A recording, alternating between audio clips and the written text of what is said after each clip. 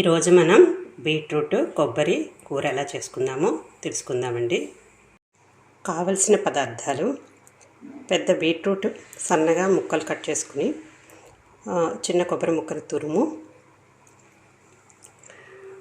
ఆవాలు, జీలకర్ర, మినప్పప్పు, శనగపప్పు, వెల్లుల్లిపాయలు, కరివేపాకు, రుచికి సరిపడా ఉప్పు, ఒక చిన్న చెంచాడు కారం, కొంచెం పసుపు.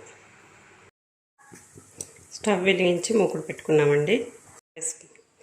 కొంచెం నూనె వేసుకున్నామండి. కొంచెం సరిపోతుందండి. ఇప్పుడు మనం తాలింపు గింజలు వేసుకున్నామండి.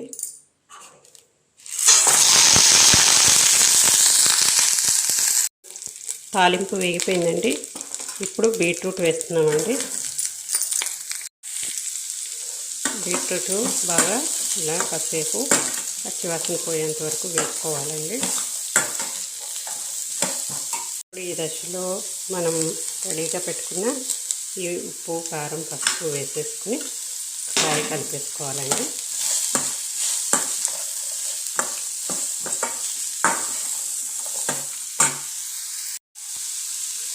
ఇప్పుడు ఒక హాఫ్ గ్లాస్ నీళ్ళు పోస్తున్నానండి.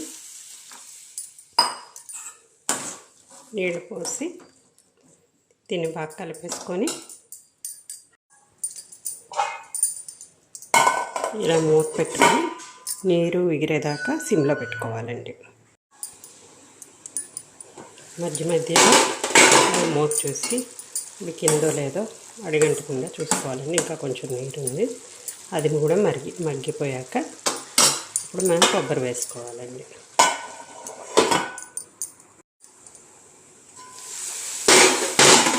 ఇదిగోండి, నీరంతా లాగేసింది. ఈ దశలో మనం కొబ్బరి వేసుకోవాలండి.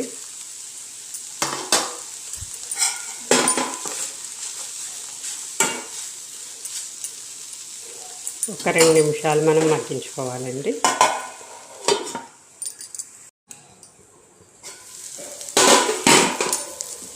రెడీ అయిపోయిందండి. ఇది మాడిపోకుండా మనం ఇలా కలిపేసుకొని ఇంకా స్టవ్ ఆఫ్ చేసేసుకుంటే సరిపోతుందండి. నేను స్టవ్ ఆఫ్ చేసేసి వేరే గిన్నెలోకి తీసుకుంటున్నానండి.